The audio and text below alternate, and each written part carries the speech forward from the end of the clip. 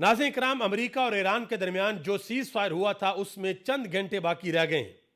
America की जानब से ईरान को एक मरतबा फिर धमकी दी गई है कि अमेरिका ईरान के ऊपर एक बहुत बड़ा हमला करेगा, जबकि ईरान ने जवाब में यह कहा है कि अगर अमेरिका ने हमारे ऊपर हमला किया तो हम पहले से भी ज्यादा सख्त और बड़ा जवाब देंगे। पाकिस्तान की जानब से यह कोशिश की जा रही है कि किसी न किसी तरीके से ईरान को भी मनाया जाए, अमेरिका को भी राजी किया जाए और इनको मुज़ाकरात की टेबल के ऊपर बिठाया जाए। लेकिन ईरान ने वाज़ह तौर पर यह ऐलान किया है कि जब तक हमारी शराइत को नहीं माना जाता उस वक्त तक हम मुज़ाकरात की टेबल के ऊपर नहीं बैठेंगे। अब ईरान की क्या शराइत हैं, अमेरिका उनको मानेगा या नहीं मानेगा, ये तफसीलात मैं आपके सामने रखने के लिए जा रहा हूं।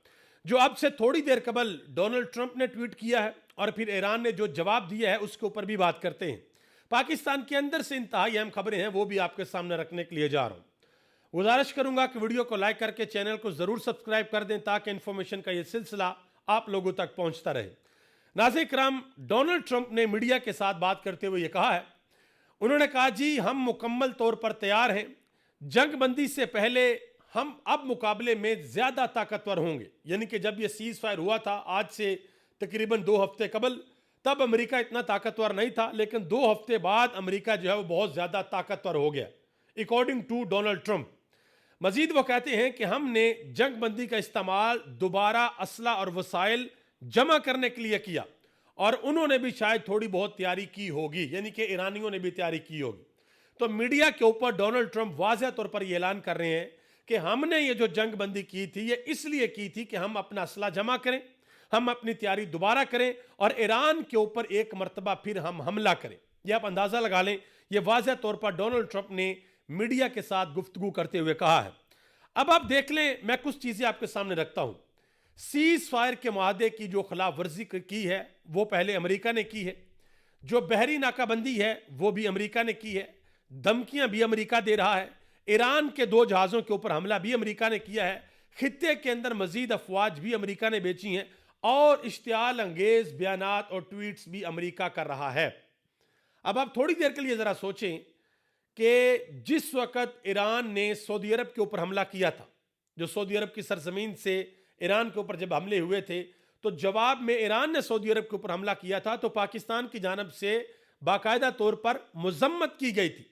तो क्या अब पाकिस्तान की हुकूमत अमेरिका से पूछेगी, डोनाल्ड ट्रंप से यह पूछेगी कि ईरान ने तो आबने हुर्मस को खोल दिया था?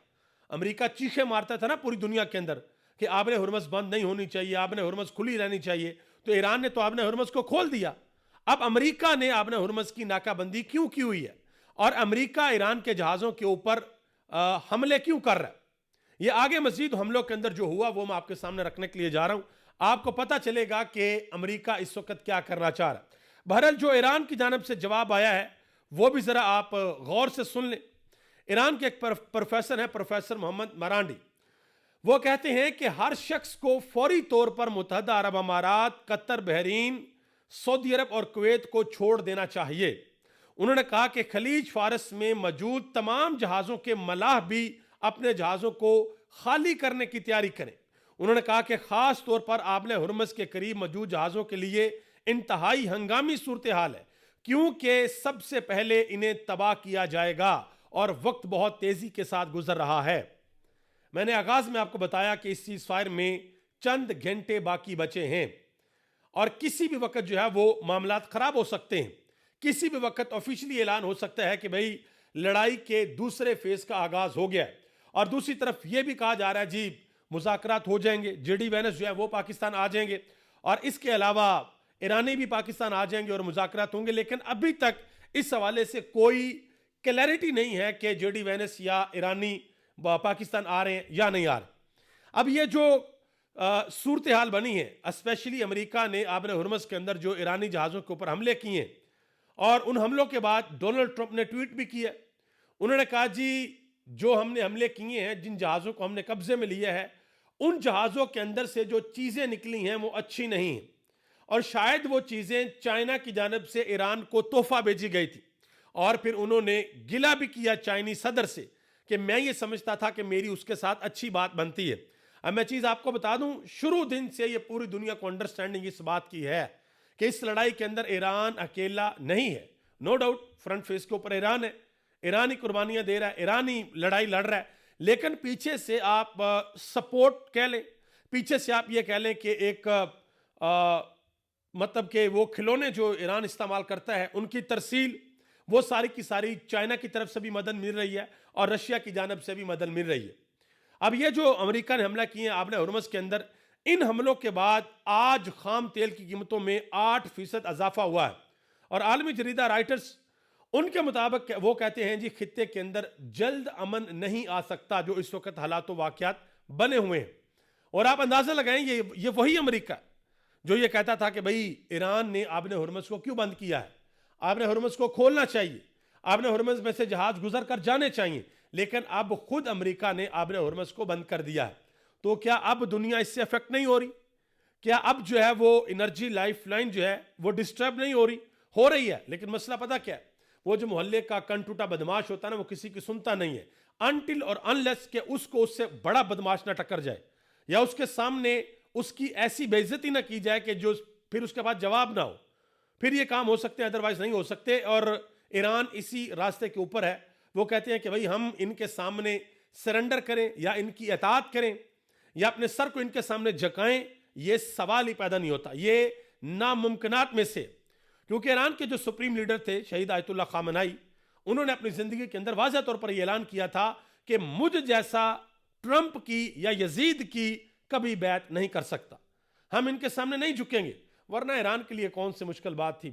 मतलब दुनिया के अंदर तकरीबन 60 से जायद ममालिक हैं जहां पर अमेरिका ने रजीम चेंज किए, अपने पपिट वहां पर बैठाए हैं, अर्दली अपने वहां पर बैठाए हैं, नौकर अपने बैठाए हैं, ऐसे ऐसे हुक्मरान बैठाए हैं जो दिन रात बूट पॉलिश करते हैं। कुछ तो माशाल्लाह ऐसे हुक्मरान भी हैं जो दुनिया के सामने सल्यूट करते हैं और ट्रंप की तारीफ में जमीन आसमान एक कर देते हैं। ईरान भी ऐसा कर सकता था, कोई एक पपट इंस्टॉल कर लेते शाह ईरान की तरह और ईरान का सिस्टम चलता रहता, लेकिन नहीं, उन्होंने अमेरिका के सामने सर नहीं झुकाया और इसके लिए उनको जो जो कुर्बानी देना पड़ी उन्होंने किसी भी कुर्बानी से दरेक नहीं किया। अब एक अहम तरीन खबर कुवैत से भी है। कुवैत के अंदर जो पेट्रोलियम कारपोरेशन है उन्होंने एक हंगामी ऐलान कर दिया है। उन्होंने कहा जी हमारे यहां पर इस वक्त एक हंगामी सूरत हाल है, एक इमरजेंसी की सूरत हाल है क्योंकि हम प्रोडक्शन नहीं कर पा रहे। ये आप अंदाजा लगा लें, ये इस वक्त खित्ते की सूरत हाल है।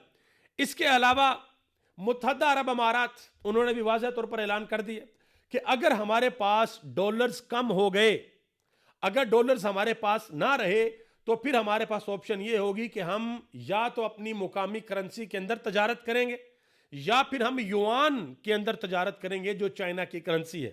यह मुत्तहदा अरब अमारात की जानब से कहा गया है अमेरिका को, आप अंदाजा लगा लें। और मुत्तहदा अरब अमारात के बारे में एक चीज मैं आपको बता दूं, इस लड़ाई में एक एस्पेक्ट अगर देखा जाए इन्वेस्टमेंट का एस्पेक्ट, तो मुत्तहदा अरब अमारात का बहुत ज्यादा नुकसान हुआ है। वो जो दुनिया के अंदर कहा जाता था ना कि दुबई सेफ तरीन जगह है, यूएई सेफ तरीन जगह है, तो ये टैग और ये ठप्पा अब यूएई के पास नहीं रहा।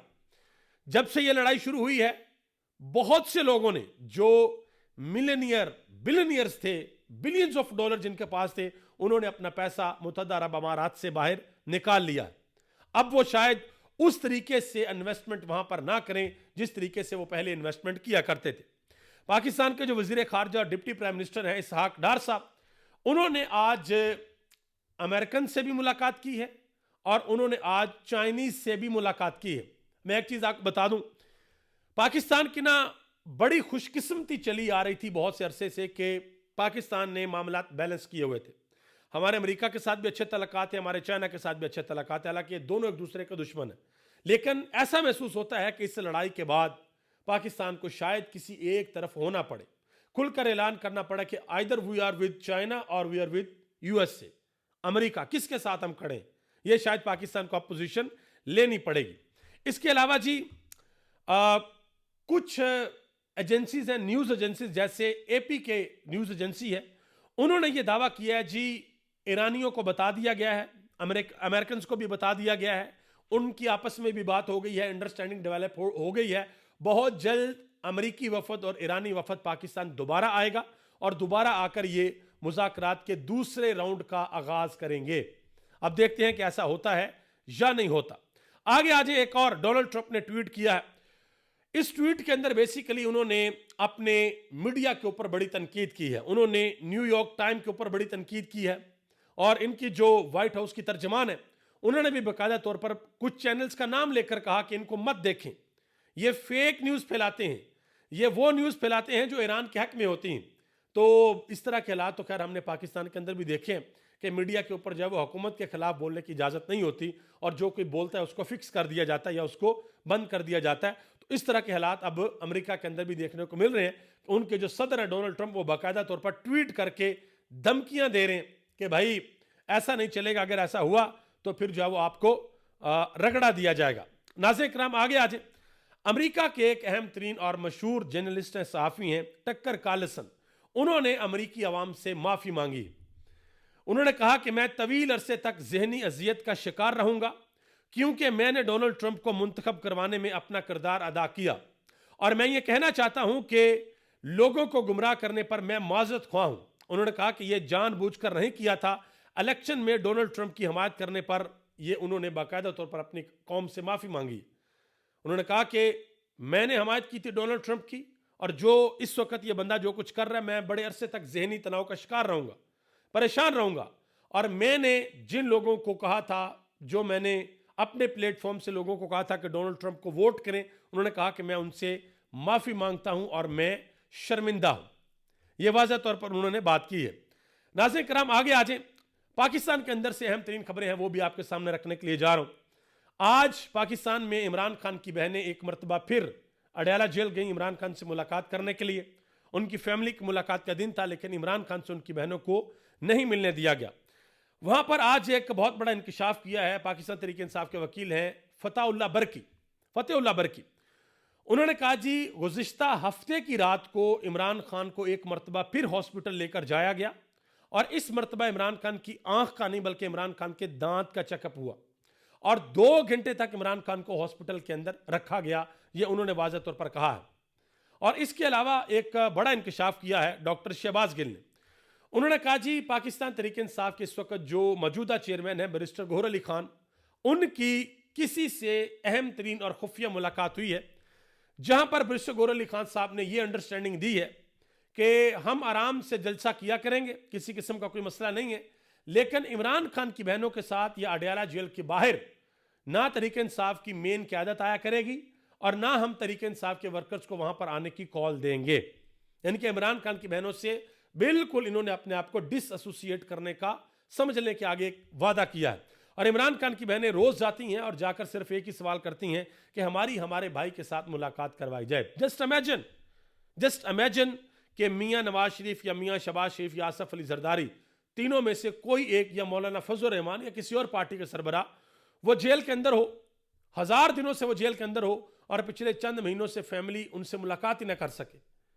मरियम नवाज के अपने वालिद से मुलाकात ना हो सके, बिलावल भुट्टो की अपने वालिद से मुलाकात ना हो सके, या मौलाना फजल रहमान के बेटे की उनसे मुलाकात ना हो सके। जस्ट इमेजिन कि पाकिस्तान के अंदर क्या हालात वाक़यात होंगे। हमारा मीडिया कैसे कैसे घुंघरू बांध कर नाचेगा। लेकिन यहां पर अब सब शांति है। क्यों? क्योंकि सब मैनेज्ड हैं और आगे इमरान खान है। अलीमा खान ने आज बड़ी अहम बातें की सुहेल खान अफरीदी के हवाले से कि सुहेल खान अफरीदी साहब को यह कहा जाता है कि आप लाहे अमल दें, लेकिन वो कहते हैं कि मेरे पास इख्तियार नहीं है। तो अलीमा खान ने कहा कि हम बहनें अपनी तरफ देखती हैं और हम सिर्फ पार्टी को यह कहते हैं कि आप दबाव बढ़ाएं, हम रिक्वेस्ट करते हैं, हम ये कहते हैं कि आप लोग प्रेशर बढ़ाएं, तो ये लोग गुस्सा कर जाते हैं। उन्होंने कहा कि हम आपसे और कुछ भी नहीं कह रहे, हम हर किस्म की चीज़ों को बर्दाश्त कर लेते हैं, हम तशद्दुद को बर्दाश्त कर लेते हैं। हमने यहाँ पर आम कारकुनान को नहीं बुलाया, हमने पाकिस्तान तहरीक इंसाफ के तंजीमी ओहदेदारान को बुलाया है कि आप लोग आएँ, लेकिन अंदाज़ा करें कि वो भी उस तरीके से नहीं निकलते। सलमान कमराजा के हवाले से उनसे सवाल पूछा गया। उन्होंने कहा कि आप सब हमारे मुंतखब नुमाइंदे हैं, आप इमरान खान का वोट लेकर फॉर्म 45 पर असेंबलियों के अंदर आए हैं। उन्होंने कहा कि मैंने खुद लतीफ़ खोसा को वोट दिया था, यह हमारा जमहूरी हक है कि हम आपसे सवाल करें और हम सवाल करते रहेंगे। उन्होंने कहा कि अयाज सादक और हुकूमत जब जलसा मनसूख करने पर मिन्नतें कर रहे थे तो तब कितना मुश्किल था कि आप अपना दबाव उनके ऊपर रखते और इमरान खान को इलाज के लिए हॉस्पिटल शिफ्ट करवाने की डिमांड करते। कि जब अयाज सादक ने और हुकूमत इनको कहा था कि आप जलसा मुलतवी कर दें, मनसूख कर दें, तो आपने इमरान खान के लिए कौन सी सहूलत मांगी? आपने इमरान खान के इलाज के लिए इनसे क्या रिलीफ लिया? ये इमरान खान की बहनें सवाल पूछ रही हैं। इमरान खान की बहन नूरीन खान न्याजी वो कहती हैं कि खान साहब कैद तन्हाई में हैं और उनसे मुलाकातें भी नहीं हो रही। उन्होंने कहा कि अगर कोई ये कहता है, ये सुहेल खान अफरीदी के हवाले से सवाल पूछा गया था कि सुहेल खान अफरीदी साहब कहते हैं कि इमरान खान मुझे अगर कहेंगे तो मैं कॉल दूंगा, कि इमरान खान कहें तो मैं ऐलान करूंगा। उन्होंने कहा कि अगर आप इमरान खान से आपकी मुलाकात नहीं होती तो आप कॉल कैसे देंगे? और ये वाकई ही लॉजिकल बात है। अगर अगले 2 महीने, 4 महीने, 6 महीने, साल, अभी तो नॉर्मलाइज ही हो गया ना काम, और ये तहरीक इंसाफ की क़यादत ने खुद किया है। अगर और भी 2, 4, 6 महीने इमरान खान से मुलाकात नहीं होती तो इसका मतलब है कि तहरीक इंसाफ किसी किस्म की कोई कॉल नहीं देगी, और आहिस्ता आहिस्ता माइनस इमरान खान में तहरीक इंसाफ बाकायदा तौर पर ऑन बोर्ड होगी। ये मेरी बात आप याद रखिएगा। अगर इन्होंने इमरान खान का इलाज करवाने के लिए, इमरान खान से मुलाकात करने के लिए कोई तगोदो ना की तो। अब आगे आ जाएं जी। अबू जरशाद उन्होंने एक बड़ी अहम बात की है। वो कहते हैं कि मुझे एक दिन सिफारिश आई कि आप फलां बंदे को इन्वेस्टमेंट बोर्ड का चेयरमैन लगा दें क्योंकि आप इसके मेंबर हैं, और समरी जो है वो अप्रूव कर दे। उन्होंने कहा कि मैंने कहा कि मैं इसको रिजेक्ट करता हूं, और मुझे ये कहा गया कि वजीर आजम नाराज हो रहे हैं। उन्होंने कहा कि बाद में पता चला कि एक मशहूर सहाफ़ी हैं, उनके बेटे के लिए सहूलत पैदा करनी थी। ये हो रहा है पाकिस्तान के अंदर, आप अंदाज़ा लगा लें। एक और खबर है बड़ी इंपॉर्टेंट, और इस खबर को डॉक्टर शहबाज गिल ने भी ब्रेक किया, राइटर्स ने बाकायदा तौर पर इसके ऊपर स्टोरी की, और मोहम्मद मालिक ने भी अपने शो के अंदर इस खबर के ऊपर बात की है। खबर यह है कि पाकिस्तान ने सूडान को हथियार बेचने थे, और इसके बदले में $1.5 अरब सऊदी अरब ने पाकिस्तान को अदा करने थे। और इसी तरह एक डील हमारी लीबिया के साथ भी थी, और उन्होंने $4 बिलियन की डील थी वो पाकिस्तान को अदा करने थे, और वो भी सऊदी अरब ने देने थे। अब सऊदी अरब ने इससे माजरत कर ली है, ना वो सूडान के साथ होने वाली डील के $1.5 अरब देंगे, और ना लीबिया के साथ होने वाली डील के $4 बिलियन पाकिस्तान को देंगे। आखिर में एक और बड़ी दिलचस्प चीज़ है, ज़रा सुन लें। मुफ्ती अब्दुल कवी साहब, आपको पता है कि एक वक्त था बहुत ज़्यादा मीडिया के अंदर हाईलाइट थे, उन्होंने एक इंटरव्यू दिया है। इंटरव्यू के अंदर कहते हैं कि मैं हलफ देकर कह सकता हूं कि मरियम नवाज और शहबाज शरीफ ये दोनों करप्ट नहीं हैं, लेकिन बाकी सारा खानदान ऐसे मुंह पर हाथ रख लिया। बाकी सारे खानदान में कौन है? नवाज शरीफ आ जाते हैं, हमजा शहबाज आ जाते हैं, और कौन कौन है जो सियासत के अंदर है? किस किस का आप नाम लेंगे? कैप्टन सफदर का नाम ले लें, और आप किस किस का नाम लेंगे? इसहाक डार का नाम ले लें, जो कि ऑलमोस्ट इनके खानदान का हिस्सा है। शहबाज शरीफ साहब के ऊपर जो FIA का केस था, जिसमें मकसूद चपड़ासी के अकाउंट में करोड़ों रुपए आते थे, जिसके बारे में नून लीग की लीडरशिप बैठकर ये कहती थी, जी हमारी बिजनेस ट्रांजैक्शन, इससे आपको क्या? उसके बारे में मुफ्ती अब्दुल कवी साहब कह रहे हैं कि मैं हलफ देकर कह सकता हूं कि शहबाज शरीफ और मोहतरमा मरियम नवाज साहबा करप्ट नहीं है। चलें जी, आपकी बात मान लेते हैं। ये भी ज़रा हलफ देकर बता दें कि इमरान खान के ऊपर जो 250 से ज़्यादा मुकदमात हुए हैं वो ठीक हुए हैं। ये भी हलफ देकर बताएं कि क्या इमरान खान गद्दार है। बाकी जो पाकिस्तान के अंदर पिछले 3 सालों से हो रहा है वो हलफ देकर बताएं कि क्या सही हो रहा है और क्या सही नहीं हो रहा। ये भी बताएं हलफ देकर कि 8 फरवरी 2024 को जो इलेक्शन हुआ वो चोरी किया गया या नहीं किया गया, अवाम के मैंडेट के ऊपर डाका डाला गया या नहीं डाला गया। बराह करम इसके ऊपर भी लब कुशाई फरमा दें। अभी तक इतना ही, आप सबका बहुत बहुत शुक्रिया। इंशाअल्लाह अगली वीडियो में बहुत जल्द आपसे दोबारा मुलाकात होगी। तब तक लिए मुझे इजाज़त दें। अल्लाह हाफिज़। अस्सलामु अलैकुम व रहमतुल्लाहि व बरकातुहू।